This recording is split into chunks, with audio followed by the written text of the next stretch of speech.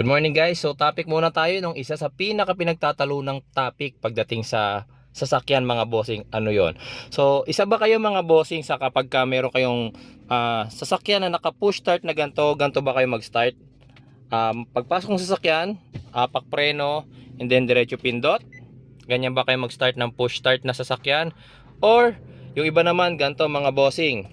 Pagpasok ng sasakyan, pindot muna isa, dalawa hanggang mag-turn on yung accessories. Ayan, nasa accessory mode tayo. Tapos pagka nawala na yung mga indicator, tsaka aapak sa preno and then start. So alin kayo dun sa dalawa? Paki-comment muna dyan sa baba. Tapos ngayong araw na to, pag-uusapan natin ano ba yung tamang proseso, ano rin ba yung nire-recommend ng manufacturer, tsaka ano rin ba yung ginagawa kong habit. Okay? So eto mga bossing, alam nyo ba mga boss na isa ko sa mga users ng sasakyan, kasi meron akong syempre iba't ibang sasakyan na rin naman yung na-own ko. So meron ako mga sasakyan na naka-push start talaga. Paano ako mag-start? Actually mga boss, isa ako sa mga tao na kapag nag-start ng sasakyan, dalawang pindot muna, o isa, dalawa, tapos lalabas yung mga indicators dyan, di ba? Then hihintayin ko mawala yung mga particular indicators dyan. Kapag okay na, tsaka ako ngayon papastartin yung sasakyan. Hindi ako mga bossing yung isa sa mga tao na kapag pasok sa sasakyan, apak agad tapos diretso start na. Hindi ganon mga boss. So nasagot ko na yung unang tanong. Ngayon, ano ba yung tama? Actually mga bossing, hindi ko sasabihin tama yung ginagawa ko. Ganon yung ginagawa ko. So ano ba yung paniniwala ko, tsaka ano rin ba yung sinasabi ngayon ng manufacturer.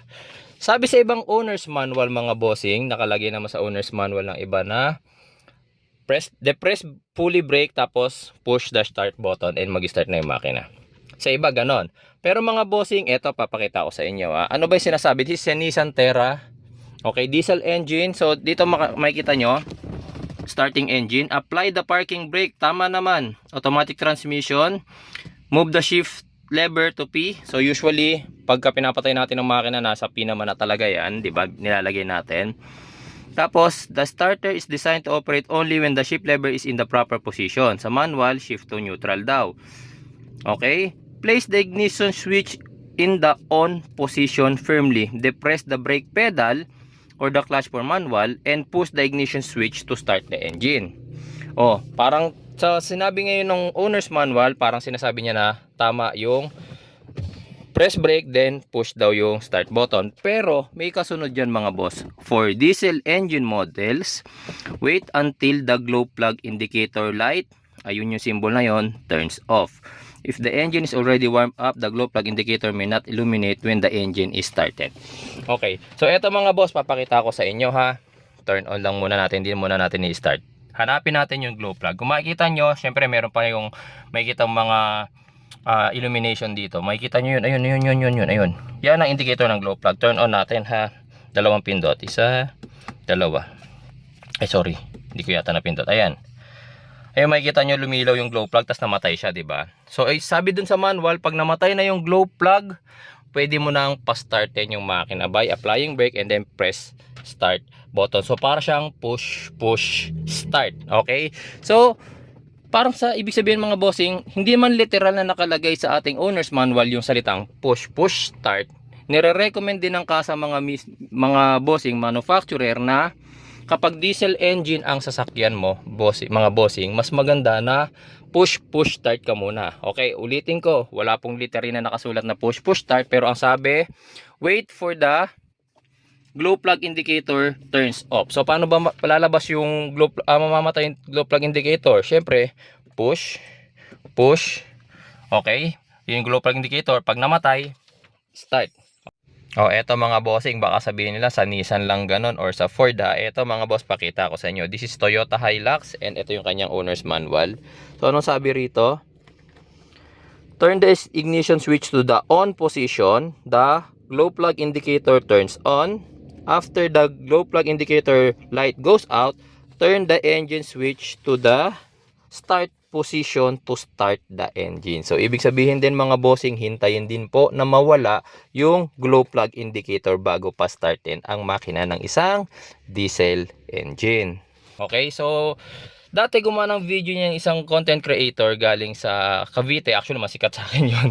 Okay, so medyo nabash siya and dinilit na yata niya yung video. Pero ako mga bossing, ganun din ako mag-start. Okay, ganun din ako mag-start. So Para saan ba yung glow plug na yun mga boss? Para saan yung glow plug? Ayan. Para saan ba yung glow plug na yan? Actually mga boss, ang glow plug is para lang po sa mga diesel engines. Wala po niyan ang mga gasoline engines. Why? Ang mga gasoline engines, paano ba nag-i-start? Okay? Kailangan niya ng gasolina. Pangalawa, kailangan niya ng hangin. Pangatlo, kailangan niya ng compression. Pero kahit nandiyan yung tatlo na yan, hindi pa rin mag-i-start yan kasi wala yung isang particular na kailangan, yung fire, yung spark. So saan manggagaling yon? Sa spark plug. Okay, nagbabato ng kuryente ang ignition coil papunta sa spark plug. Tapos yung spark plug ngayon magkikreate ng spark. Parang yun yung pinaka ano niya, trigger. Magsisimula siya ng apoy tapos magkakaroon ng combustion. Ngayon si diesel engines mga bossing, wala pong ignition coil. Si diesel engine wala pong spark plug. Ano ang ginagamit? Anong kailangan naman ni diesel para mag-start mga bossing? Fuel, meron din yan si gas engine, may fuel din, gas, tapos kay diesel naman, diesel. Air, kailangan din po yan ni diesel engine. Compression, kailangan po yan ni diesel engine. Tapos ano na lang yung isa, heat. Heat po, hindi po niya kailangan ng fire. Ang kailangan niya is heat. So paano nagkakaroon ng heat? Ang mga bossing, doon na lumalabas yung sa compression. Compression mga boss, okay? So yung letter C na compression mga boss, nangyayari yan kapag ang piston, di ba? Pag pumasok ang hangin, intake, bababa ang piston na ganon, tapos aangat, mako-compress. So kapag na-compress po ang hangin mga bossing, umiinit po yan. Tapos papasok ngayon syempre yung diesel, 'di ba? Yung diesel na pressurized diesel sa loob ng combustion chamber, magkakaroon ngayon mga bossing ng mag-i-ignite ngayon, magkakaroon ng combustion. Okay? So walang fire or walang spark na kailangan si diesel, ang kailangan niya heat. So ano po yung ginagawa ng coil plug, ng heater plug natin? Yung iba tawag yan heater plug, yung iba naman coil plug. So ang ginagawa ng heater plug mga bossing, pinapainit niya yung hangin na nasa loob. Kasi nga kailangan po na mainit yung hangin na yon para magkaroon ng combustion. Siyempre nga mga bossing, 'di ba? Nangyayari nga, umiinit nga yung hangin na nasa loob ng combustion chamber kapag na-compress na sila ng piston. So, paano sila iinit mga bossing kung nakapatay pa lang ang ating makina? Nakapatay pa lang. Galing tayo sa cold start. So, pag pumasok ang hangin, malamig po. Iinit pa lang siya mga bossing, yung in-start nyo na. Iinit nyo na kasi nga pumrest na ngayon or gumalaw na yung piston. Pero kung tumulong muna yung ating glow plug, yung ating heater plug mga bossing, mainit na yung ating hangin ngayon. So mas madali na para sa diesel engines natin ang mag-start. Tandaan mga bossing, hindi po ilalagay ng manufacturer ang heater plug or ang coil plug kung hindi po siya kailangan talaga. And nire-recommend po yan. Actually mga boss, ito baka sabihin ng iba, Nissan Terra lang yan, applicable sa ibang diesel, hindi. Actually tignan nyo yung mga owner's manual nyo mga bossing. Nakalagay po yan na kailangan mawala muna yung indicator ng heater plug or ng coil plug. Okay? Nakalagay po yan mga boss, kahit nung may Ford Everest ako, tinignan ko yan sa owner's manual, nakalagay po yan.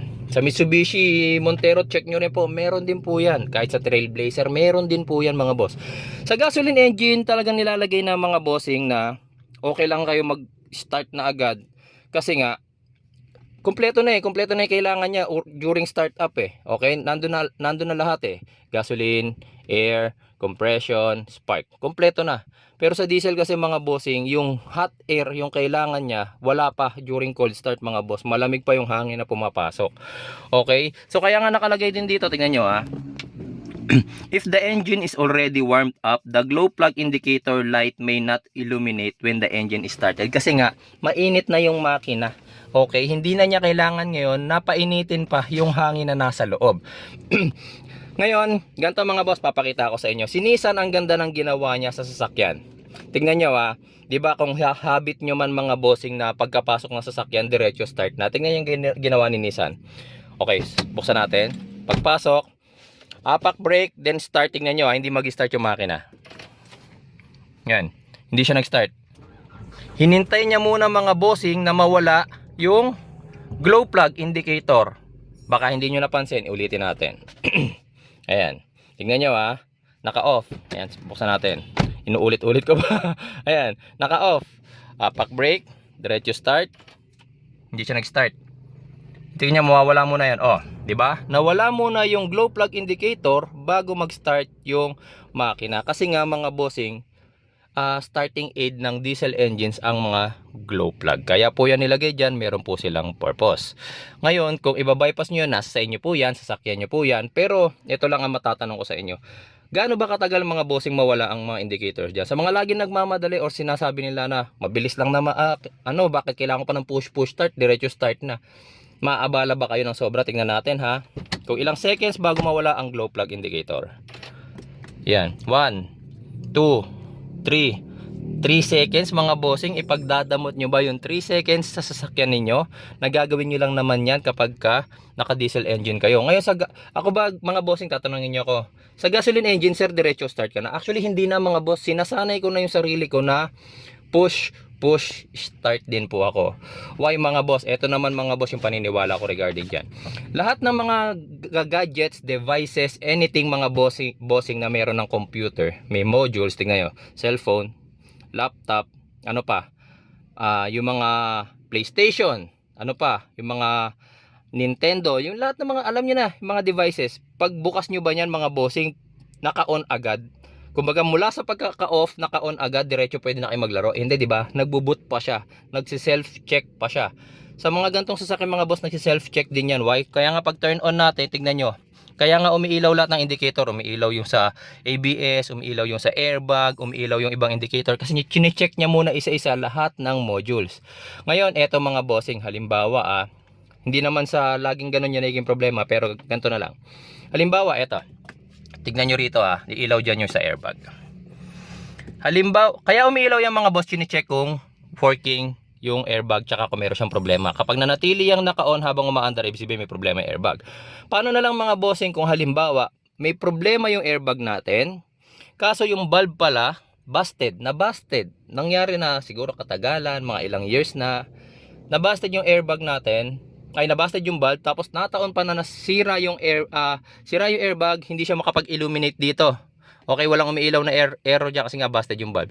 Tapos nangyari pa nung time na yun na na-aksidente kayo, na wag naman sana, okay? Na-aksidente kayo, hindi nag-deploy yung airbag. Imbis na mabubuhay kayo sa aksidente na yon, hindi nag-deploy yung airbag.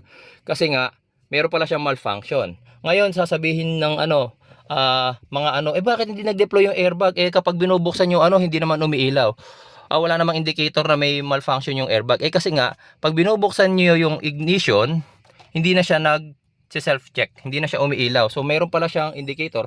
Malalaman nyo na lang mga bossing na may problema pala yung sasakyan pag nagsaksak na ng spark nagsaksak na ng scanner, in-scan, mayroon palang problema yung airbag ninyo before the accident happen, hindi nyo na a-address kasi nga busted pala yung valve. Okay, kaya minsan mga boss, hindi ko naman lagi sinasabi na bago kayo bumiyahe, i-check nyo kung umiilaw lahat. Hindi naman masyadong nang-abala yon. Siguro kahit once a week, once every 2 weeks, or once a month, bahala na kayo kung paano. At least, ano na lang ba yung mga importante dyan? Check engine, ABS, airbag, yung sa transmission, 80, minsan merong indicator ng 80 dyan depende sa sasakyan wala rito. Ayun, meron yata sa baba. Ayun 80 check.